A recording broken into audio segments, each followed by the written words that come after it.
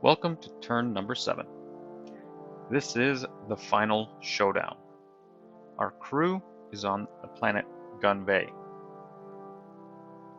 After gathering vital intel off of the research station, all of the arrows point towards the director. The director has been doing illegal experiments on orphans to create super soldiers. Having orders from the Starfallen Guild, Captain Harlan's ultimate mission was to get to the bottom of what these experiments were and put an end once and for all. With the vital intel, their window is very short. They must intercept the director before he makes it off planet. Yet again, it's time to pay for this week's upkeep. We have 10 credits in the bank. 1 credit for the crew, 2 to pay the interest in the ship, and the remaining 7 is going on the ship's balance, leaving us with 0 credits. With the heavy casualties that the crew has suffered, Captain Harlan had no choice but to recruit someone new. He was given a bot by his guild in order to continue his mission. Jin 86 is a Unity combat bot that's been reprogrammed by the Starfallen Guild. He'll be assisting the crew in their further endeavors. Since the window of opportunity is so short and crucial, we do not want to leave anything to chance. Brex act as a decoy to make sure that the abandoned colonists nor any of the other mercs come and bother us. Darrow is spending a day in sickbay. He's recovering from his wounds and eating a lot of ice cream. Tetra, being the resident mechanic, repairs the laser sight with success. Since she just finished last round repairing the machine pistol, we were putting the laser sight on that pistol and giving it to Jeddah. Jeddah, having a less than desirable combat skill as not being in the field so much, this will give her the right boost she needs. Speaking of Jeddah, she's spending the time training to make sure that she is ready for the next mission. This will be the most effective use of her time at the moment. At last, we located the director, but he is not alone. The director is accompanied by one of his superhuman experiments. To our knowledge, it's the only successful experiment, but this left a very mutated creature. He has also enlisted the help of the Black Dragon Mercs. This is a very professional outfit. They wear elite Unity armor. They are tactical and very precise. The director and the Black Dragon Mercs are armed with hand lasers. The mutant has a large power blade and a military rifle. Along with the Black Dragon Mercs, one of their specialists has brought a hyper blaster rifle. This is a brutal weapon. The crew will have to beware of this one. The crew disembarks the ship. This is the final battle. In order to be victorious, we have to eliminate all enemies and hold the field. At last, there is a condition. This will be a very brief engagement. There is a ship coming by to pick up the director and his companions. Every round, there is a possibility that the director could be picked up, leaving us with no victory. There's also a notable sight. There's a vending machine. It will carry a random piece of loot. The battle lines are drawn. Both sides have taken cover and are ready to begin the battle. We are now about to move in our first round. Round 1. The enemy strikes first. They all move tactically and all find cover. Darrow is the first to move. He gets in position, fires his colony rifle, and downs the first Black Dragon Merc. Strikes first blood.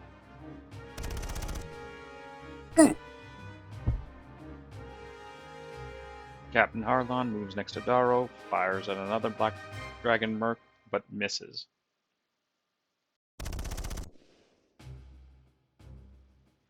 The remainder of the crew get in position for the next round. Round 2. Both Jin and Harlan strike first. They fire their weapons respectively, but both miss.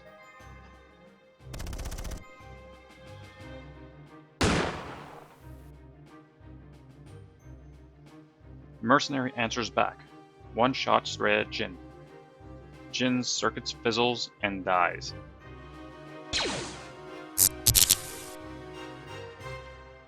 The other two mercs fire on Harlan. One misses, the other one stuns him.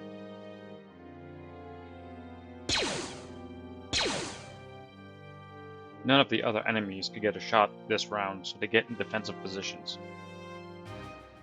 Tetra quickly makes it around the corner. She gets in position. She pulls out her blast pistol. She takes aim at the massive mutant. One shot right to the head. No matter how much genetic manipulation you have, nothing will beat a blaster to the head.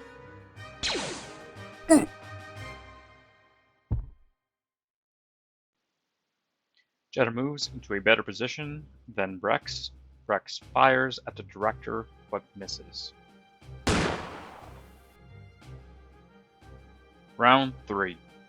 The Black Dragon Mercs have the initiative. They all fire on Harlan and Darrow, but all three of them miss.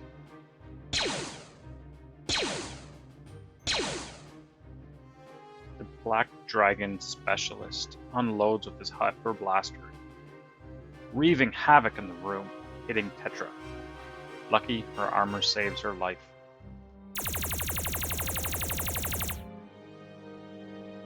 Both Harlan and Darrow are pinned down, hiding behind the crate, exchanging fire with the Black Dragons. Harlan stuns, Darrow misses.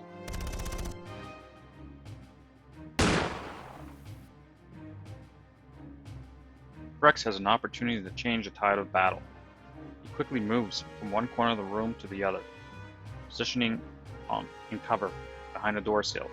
He aims at the director, fires, takes the director down, ending the tyranny once and for all.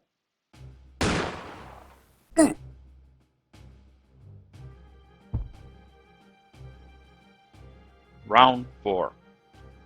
Jetta wins initiative. She moves into the position on a great vantage point and fires her machine pistol at the specialist, striking true, taking the specialist out of action.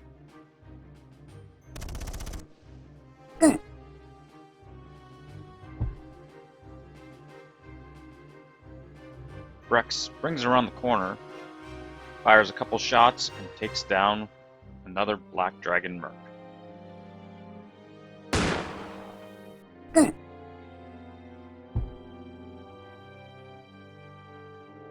The Black Dragons are now getting outnumbered. In desperation, they both fire and miss. In return, both Darrow and Harlan fire back, one of them striking a hit and knocking out, leaving only one Black Dragon left.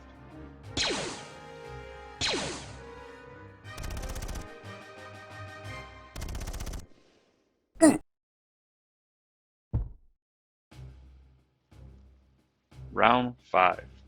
At this point, you can start hearing a ship closing in. You know that the party is about to get picked up. A window of opportunity is almost over. Brex sees the opportunity. He jumps into action, fires his rifle, hitting the last Black Dragon and ending the combat, making another victory for this crew.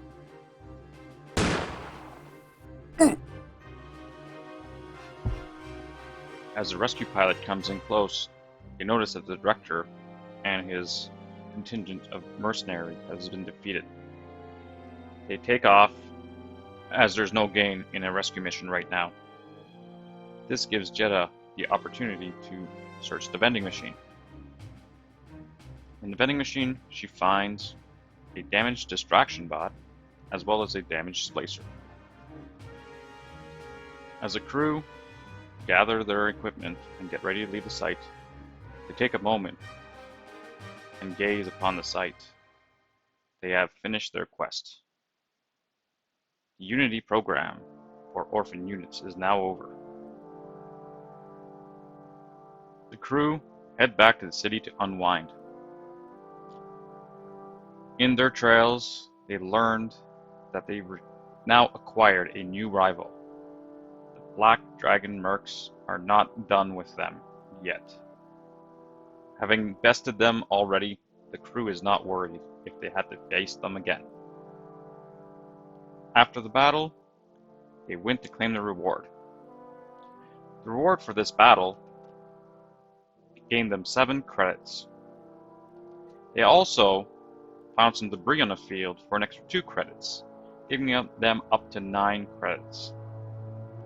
The equipment they also gained from this final battle was a beam pistol, damaged weapons, a blast rifle, and a melee brutal weapon, as well as some other valuable materials equaling up to 6 credits, for a grand total of 15 credits.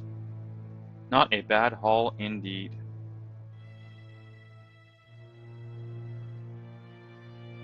Heading to sickbay, we're checking on Jin 86's status.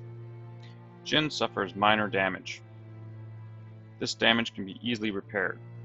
We will be undertaking repairs for 1 campaign turn. Since this is a quest finale, the crew gains more experience points. Tetra gains 4 experience points, Darrow 5 due to the First Blood, and levels up his reaction skill. Harlan and Jeddah both get 4 experience points, leveling up their respective combat skills, and Brex gains 4 experience points.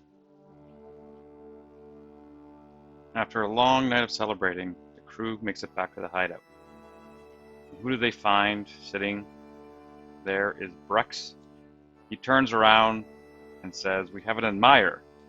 He will join our crew." Captain Harlan face palms and another feral. Darrow spent the rest of the night in self-reflection, thinking about the campaign, the missions, and the good times and the bad. He gains 3 experience points. Captain Harlan has completed his mission from the Star-Fallen Guild. He returns with his crew on the Argus to continue new missions for the Guild. Jeddah Kane remains at Harlan's side. She becomes the science officer aboard the Argus. Tetra is still the resident mechanic and becomes the engineering officer aboard the Argus. After Jin 86's repairs, continues to be a loyal servant on the Argus. As a failed experiment from the Unity program, she was put into a soulless body. Meta's soul, whether it's here or not, has now been avenged. Luna Sky was a mercenary that joined the campaign. Although she did pass, her spirit will always be remembered. Ruby 6, a local ganger on Pain, found a home in this party, even though it was for a short period of time. And then there was Yakar, our feral friend, who seems to multiply in his kind in our crew in the last few turns. Our crew continues to journey in the stars, finding new missions, new adventures. The Guild keeps them busy. There's plenty of missions to go about. They try to fight the Unity, to overcome the tyranny that they cause across the galaxy.